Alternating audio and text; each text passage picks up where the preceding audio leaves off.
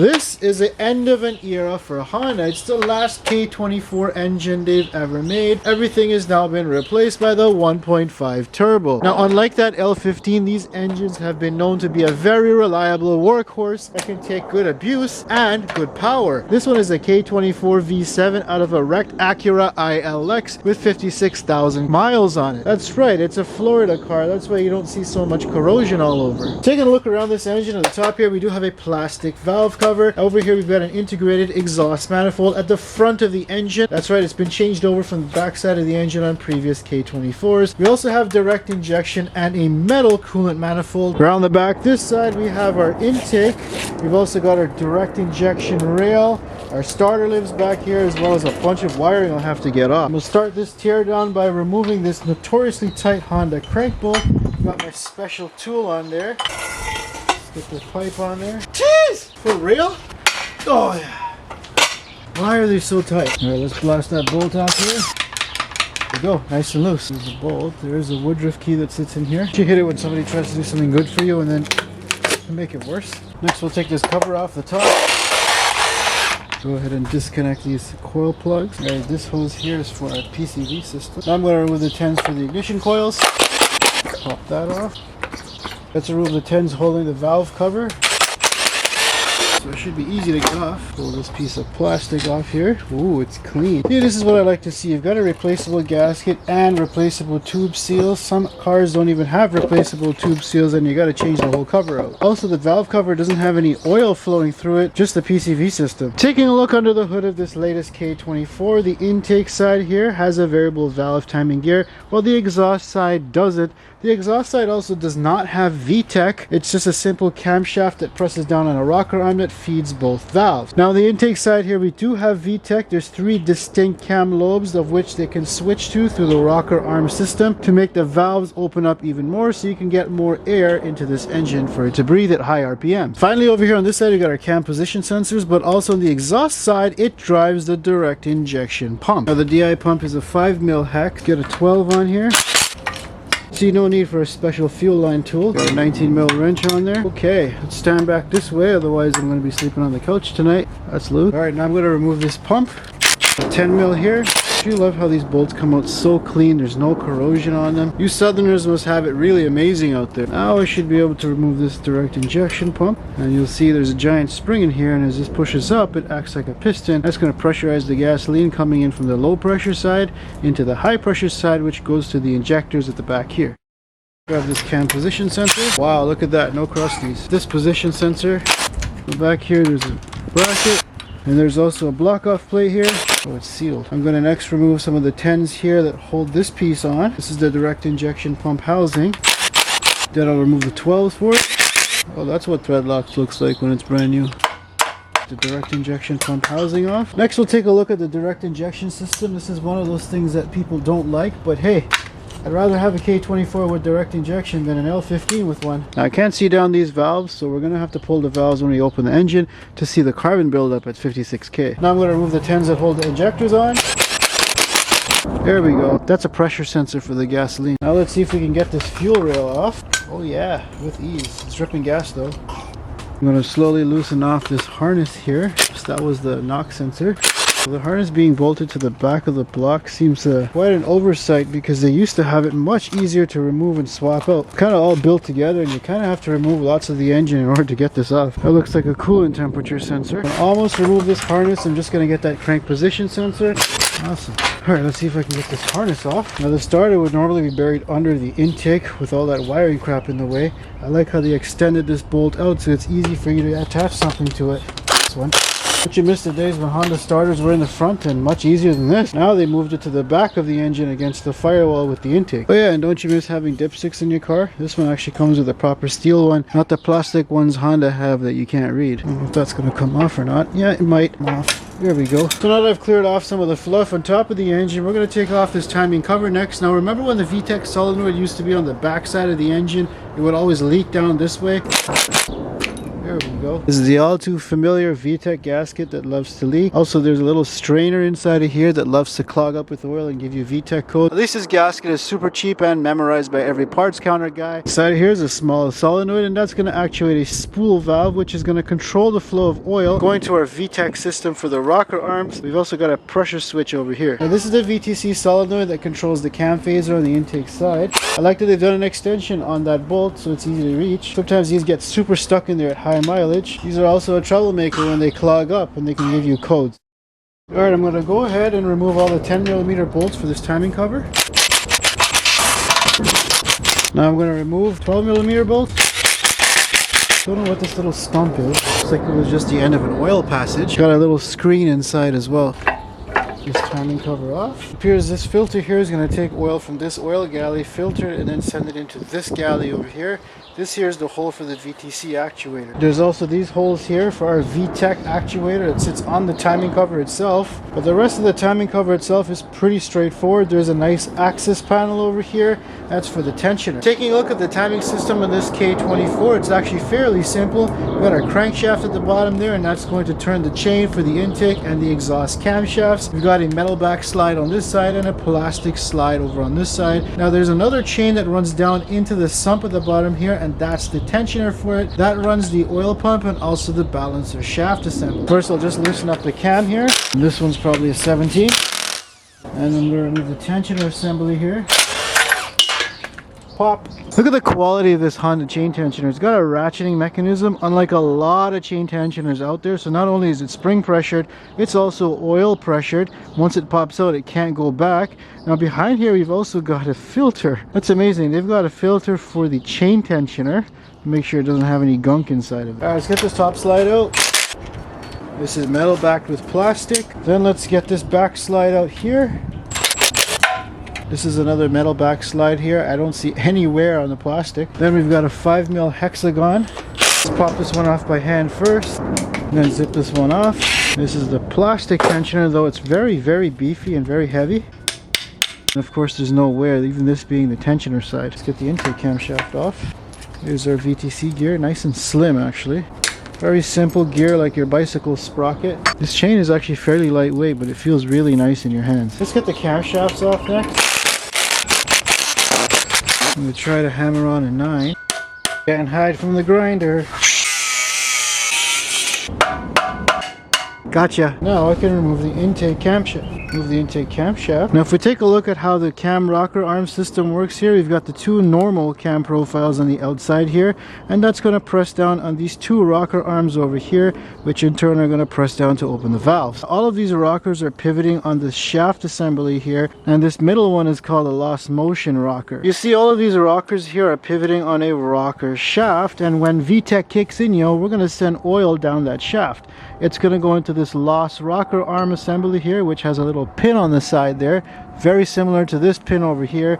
That's going to kick out and lock this rocker arm to this large rocker arm here, and similarly on this side. Now what's locked together is going to rock together, and they're going to follow this larger cam profile. Now looking at this larger cam profile, you'll see that it peaks later and it is taller than a normal cam profile, which means that you're pushing those valves in further to let more air in for a longer period of time. Now this is the true performance version of VTEC, where you have a high lobe and a low lobe. Honda did make a version of VTEC where there was no lobe lift on here, and that was to deactivate the cylinders on hybrids.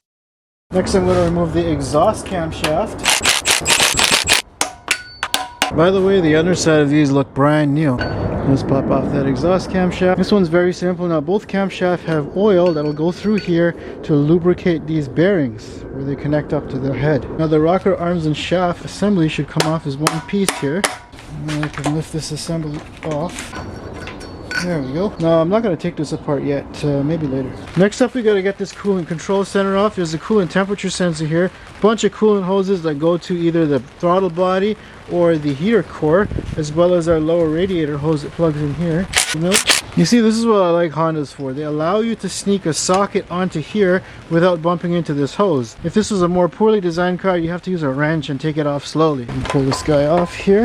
Maybe we need the puller on this guy here a little bit. This is a bit of an old school design where it has a physical tube as a crossover tube to go to the other side instead of being routed inside of the head. Ah, we got a lot of coolant. Okay, that was a big splash. Did you guys get that? So luckily nearby I found my work pan, so I'm just going to put that down to sop that off, because you don't want coolant stinking up my cardboard studio, right? Let's take a look at this coolant control center's thermostat.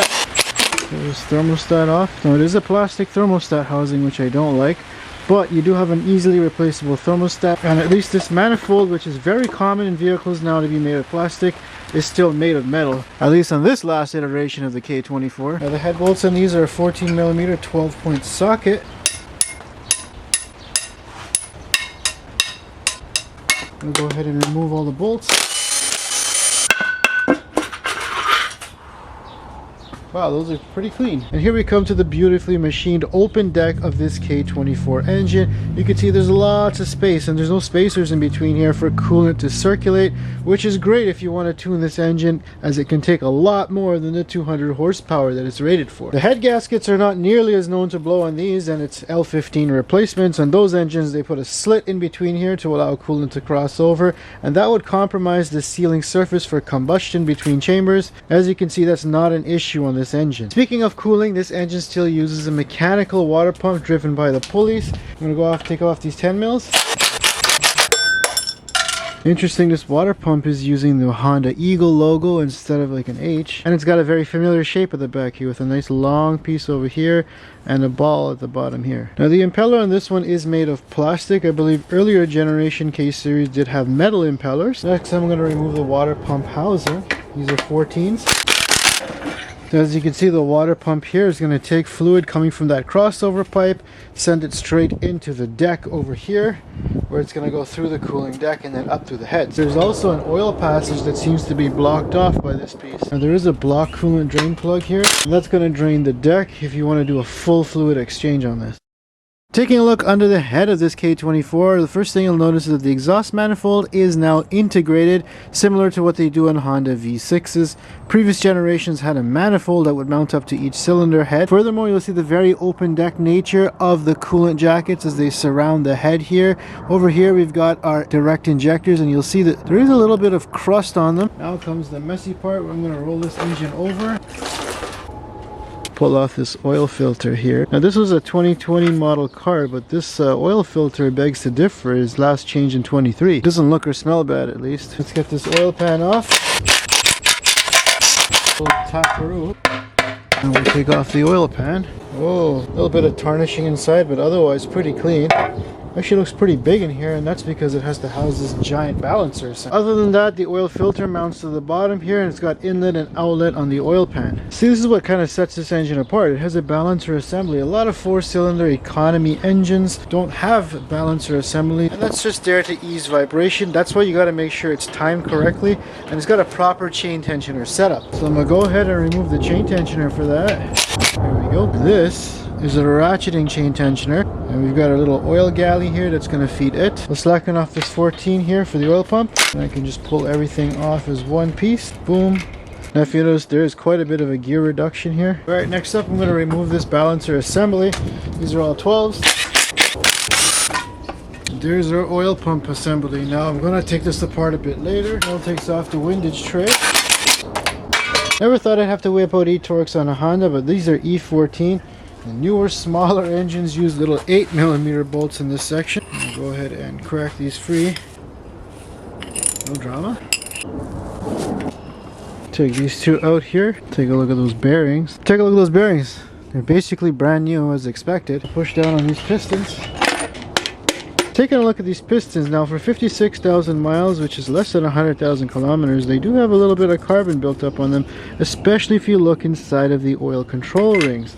The same thing goes for all of these pistons here, especially on the sides here. Ooh, kind of crusty. But it's just amazing that these engines can take so much power and abuse, especially when VTEC kicks in, yo. The last two here look like they're almost brand new and not touched with any tarnish. Now these pistons do feel quite lightweight. It's amazing how stock internals can actually hold up to a little tune. They're actually made of cast aluminum instead of forged aluminum, which would be a common upgrade if you're rebuilding this engine. Less reciprocating mass is better because it consumes less energy to rotate. All right, I'm going to go ahead and crack these main bolts free.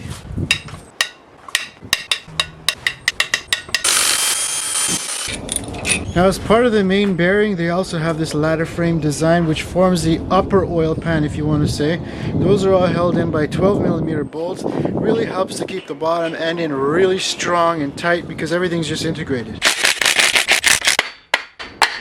Now we should be able to pull this upper oil pan off.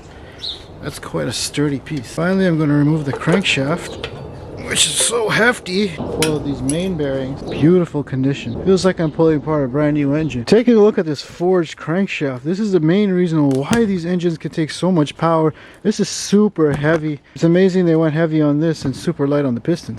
So now that we've got the entire engine taken apart, let's take a look at the oiling system. Starting of course with the oil pickup tube here on the bottom of the oil pump.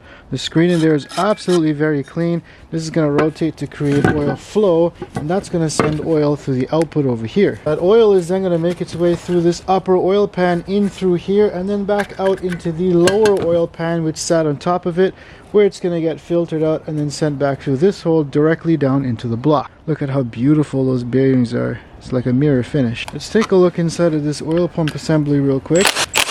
Here.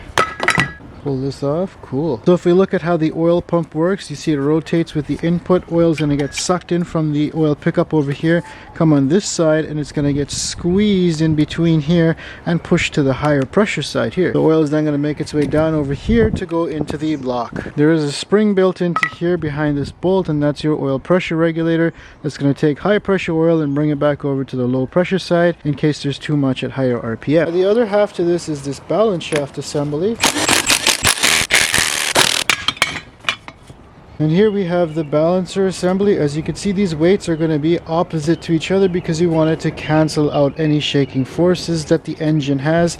It also has to be well timed with the engine so that it cancels those forces out. Remember, 4-cylinder engines are not naturally balanced. Now some of that oil from the oil pump in front here has to come over to this side to lubricate all of these tracks here where the bearings sit, because this is also moving at high speed. I can pull this out here. It's kind of like a mini crankshaft. There we go. And it's got its own bearings. Gotta say, the oil that was in here is very golden and probably just changed before this car was rear-ended. Back to our oil journey. Oil is going to enter the block down through this way, where it's going to come across to this point over here. There's an oil galley running along the length of the block over here, where you can see those sprayers are going to tap into to lubricate and cool the cylinder walls with oil. You've also got holes that are tapped into their crossway in order to lubricate the crankshaft bearings with oil. Now at the front here, the oil is going to tee off this way and this way to lubricate the heads with oil. There's also an oil pressure switch and something coming back this way. And that goes back to the upper oil pan to feed the chain tensioner. Alright, time out. I thought Honda quality was great, but what the heck is going on with their casting quality inside of the block here?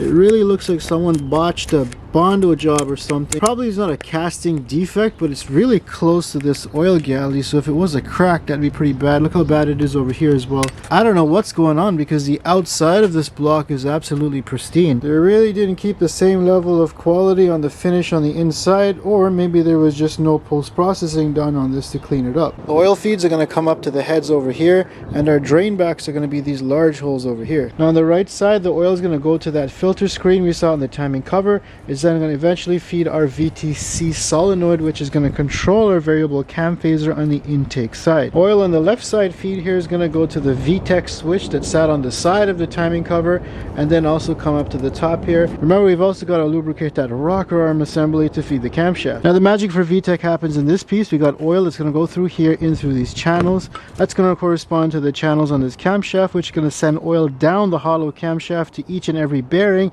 in order to lubricate it. Now VTEC actuation happens when you send oil through this little channel inside of here, which is the rocker arm sits. Now the rocker arm's hollow as well. It's going to take oil and send it through these rocker arms. It'll come out through the rocker arm assembly where we got that plunger, and that's going to lock these together so they can rock together. If you want a more detailed video on how VTEC works, check the link above. And that's a look inside of the latest K24 engine and how it works. Now this is the last K24 ever made. If I were you, try to grab one of these while you can. This was really Honda's peak for power, tunability, strength, and durability, because the latest engines have just not been holding up as well as these have. Now you can still get a K20 and a Civic, but those days are limited, and the next generation Type R is going to move towards hybridization. Subscribe for more.